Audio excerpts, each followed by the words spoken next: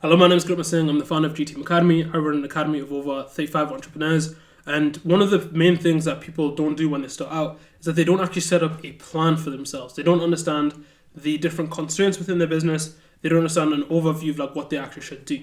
No matter what you do in life, you always need some sort of plan, right? Like there's some, even if it's just a mental plan, there's some sort of plan. And the more complex things go, the more developed your plan typically needs to be, right? If you're going to go on holiday, you might have a really simple plan of what you're going to do. But if you're going to build a rocket ship, you're going to need tons of documents and pages in terms of like exactly how you're going to do it. What are the different constraints? What are the things that we have to consider?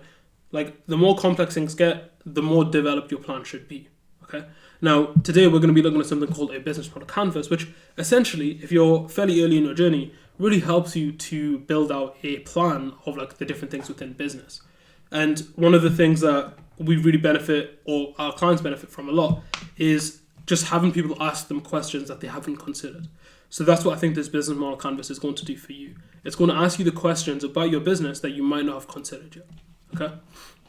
So the first thing, I've been recording for a while, so my voice is getting a little bit sore. I'm going to be drinking some water throughout this, so please forgive me. But the first thing that we're going to be looking at is value proposition. Now, I'm going to take this from the point of view of a social media management company. We just had 2 clients that are doing social media management. So I'm going to be using them as an example just because it's front of mind, it's a little bit easy, right? First thing with value proposition is you just want to know like why is someone actually going to bother working with you, okay? And one of the things that I recommend is related to either health, wealth, or relationships. Those are the 3 keys that Hormozy talks about in terms of like those will stand the test of time. Ground your service in one of those 3. So if I'm a social media management company, I can say, look, you're leaving sales on the table because you don't have enough awareness of your product, right?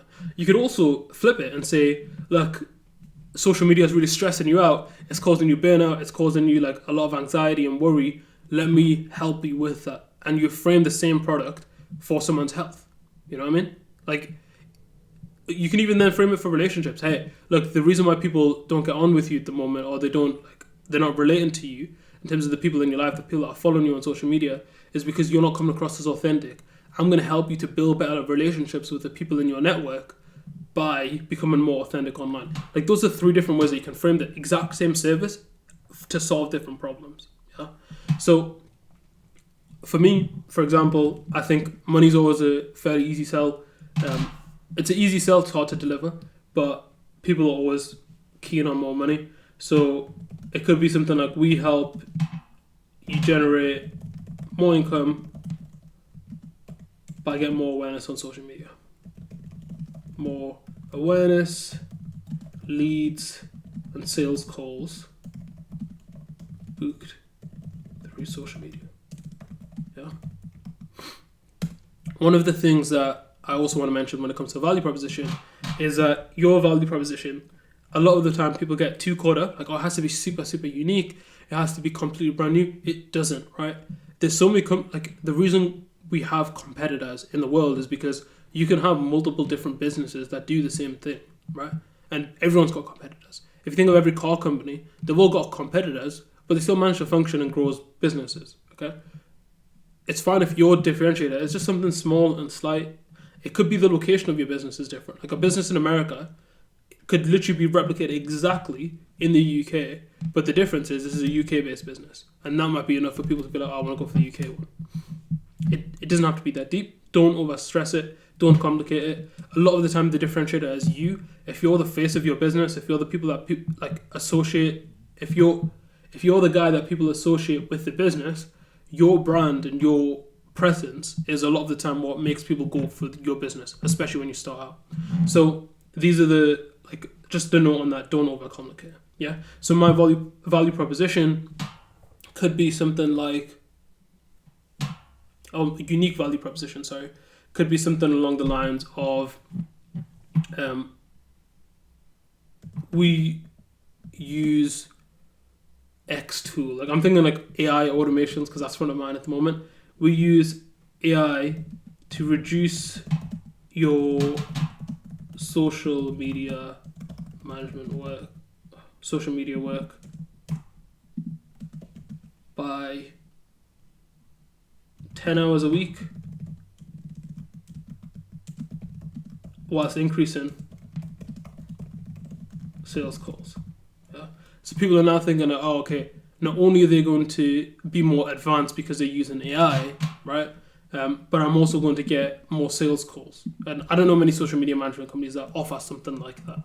Yeah. So yeah, that's the value proposition. We'll move on. We're going to go through these fairly quickly because we don't need to overcomplicate this. Yeah? The next thing is customer segments. With customer segments, you don't want 9 different customer segments. The smaller number of customer segments you have, the more attention, care, and research you can do for the customer segment. So for me, if I was a social media management company, I would pick a select group of people that I would want to work with. Your customer segment, you're not actually going to know who's the right one to start with, okay? So yours will be a little bit more broad, and you narrow it down over time because you start to realize who you actually want to work with, yeah? But you typically, when you start out, you just need to get the first couple of customers in so you can figure out who's your ideal customer, okay?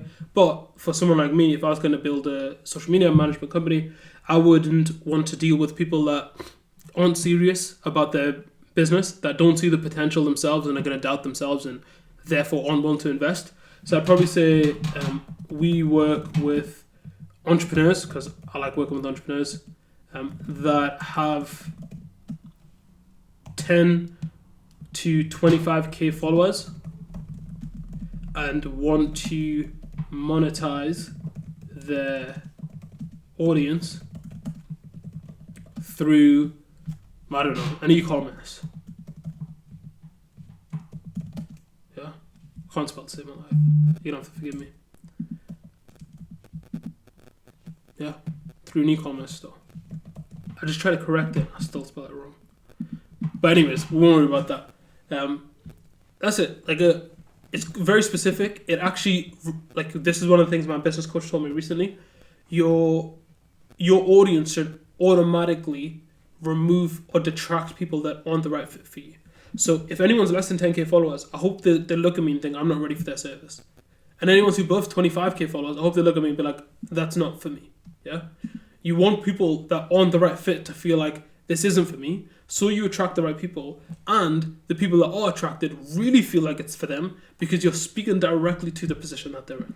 Yeah, so hopefully that makes sense. And that's the customer segments. Like I said, don't have lots because it's going to be really difficult to grow. Okay, the channels in terms of how you're going to communicate with people. For me, I like having a lot of things digitally, so it'd be like maybe a monthly Zoom call. Weekly text updates, and then maybe a quarterly in-person meeting. Yeah, there's different ways that you can communicate with your customer. You can also think about this from a marketing point of view so how do you communicate with your customer? What platforms do you use? So if you're just thinking about how do you communicate with your customer, this might be it, right? But in terms of delivery for a social media management company, you could be thinking about, okay, well, I just want to focus on Instagram, LinkedIn, and TikTok. Those are the 3 platforms that we help people with. If you're not on those 3 platforms, that's it. And that's where also maybe you're going to promote your own stuff, right? You're going to be on TikTok, Instagram, and LinkedIn talking about your services. Yeah.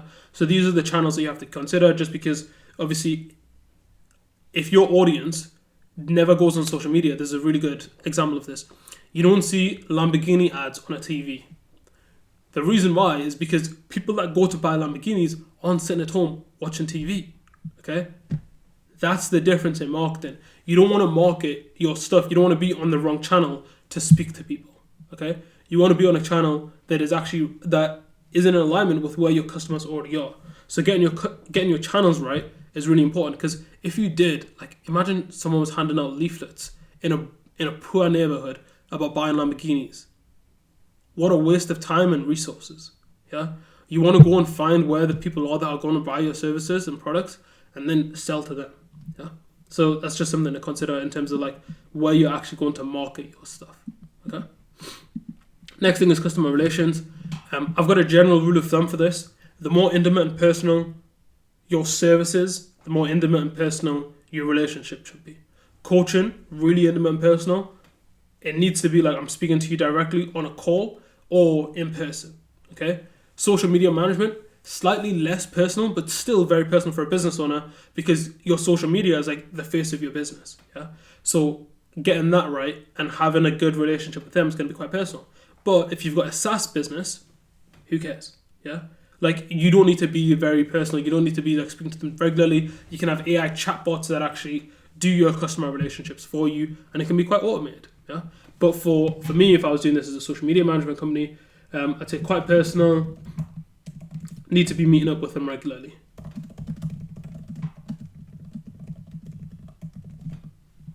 Yeah. And by the way, you can see that I'm just doing it quite briefly because I don't want to overcomplicate things in this video. Yeah. So next thing is going to be revenue streams. So what's a primary source of income? For me, if I'm a social media management company, it'll be our packages, right? Media management packages. I'd probably have something like basic, and then advanced, pro, and elite, something like that, right? Where you basically say like, this is going to be like 1,500, this is going to be like $1,000, and this is going to be £500 a month. Yeah, and like that is the primary source of income for me. Don't overcomplicate this. A lot of the time people think I need to have multiple streams of revenue. You can't automatically have multiple streams of revenue. Like, for example, if the way that you're marketing stuff is through like YouTube videos, and your YouTube videos start to get monetized, that's great. But is that your primary source of income? Probably not. And should you spend loads of time trying to monetize your YouTube or monetize your primary source? Like if your service is like 500, $1,000, whatever, should be on the primary source. Yeah. So one of the things that I'm just going to advise you is that don't get too caught up on having lots of different services. The way that I think about it is when people say that they have, the average millionaire has 7 sources of income, it's not 7 trees that they've been grown for lots of different years. It's one tree that they've grown and it's branched out as they've grown the tree. Yeah. It's not about having lots of different trees planted and trying to water all of them, because you only have a limited amount of water and you only have a limited amount of time. So if you're constantly hitting between all these different trees, you're going to find it really difficult to grow. If you're going to have multiple sources of income, especially when you're starting out early stage, I would say you just want to have 2 max. Yeah, we have 2, right? Academy, which is the community side of things, and you've got coaching, which is the one-to-one side of things. Yeah, we get paid a little bit from video courses. We could try and monetize that more. We've got paid for events that we've done in the past. We could try and monetize that more. We've done speaking. We could try and monetize that. We have lots of different ways that we can monetize. We choose to focus on a couple because giving our time and attention to those will help us to grow them exponentially rather than trying to grow lots of different things at once. Okay. So that's revenue streams. Moving on to key activities. So I need to be researching. So if I'm just thinking about the delivery side of things, right? Researching trends. I need to be creating content. I need to be posting content. I be creating reports for clients. Yeah. It's important to get these things down on paper because it's going to help you to understand how you should allocate your time. What are the constraints of your business? Like, to give you an example, I've got an ads client at the moment, and he literally knows hour by hour how much time he's spending on all the different things. Whether it's setup for a client, whether it's report we're creating for a client, whether it's like redoing the ads, whatever it is, right? He knows how he's spending his time. And when it comes to growing the business, he knows, okay, I need to outsource this thing and this thing and this thing so that I can spend more time growing on the sales side of things. Like, understanding the key activities in your business is really key because it helps you to stay on top of everything, but it also helps you understand what your path of growth is going to look like as well. Okay. In here, you can also include operations, what you're doing on that. I would include sales, and I would include lead gen / marketing, right?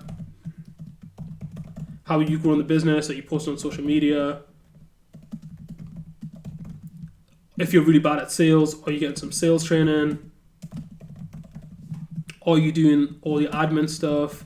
Are you tracking your finances? All that kind of stuff. Like, you can start to figure out what this is going to look like with like a couple minutes of thought. Yeah, I'm not going to do it all now because that's not what you guys need. So, key activities, key resources.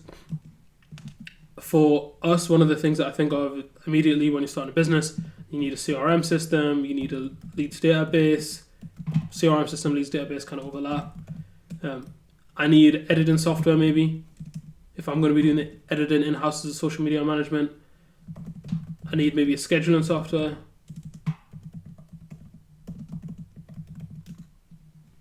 What else would I need?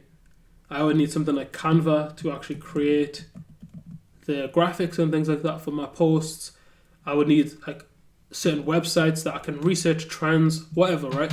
You can see, again, having the resources, the important thing for this, when it comes to understanding your finances, when it comes to understanding your constraints within the business, you're going to learn a lot when you understand what your key resources are, about what it actually takes to make your business successful. Yeah. Now, the next thing is key partnerships. So if you think about growing a social media agency, I would be thinking about, okay, well, first thing is I'd probably want to be a part of any influencer groups that I can be a part of, yeah? Or I'd want to know a couple of influencers so that I can then get those influencers and get referrals from them, yeah? So I would say influencers, okay? Because they're the kind of people like maybe you're targeting, influencers to entrepreneurs, right? Depending on your target market. I'd also be looking at people that can basically just take things off your hands. So maybe you need editors, yeah? Maybe you want someone that's actually going to do the research for you, yeah? Like what kind of things could you outsource, and how would partnerships help with that? Yeah. Now, again, just keep this simple. A lot of the time, like for us, we don't have too many key partners.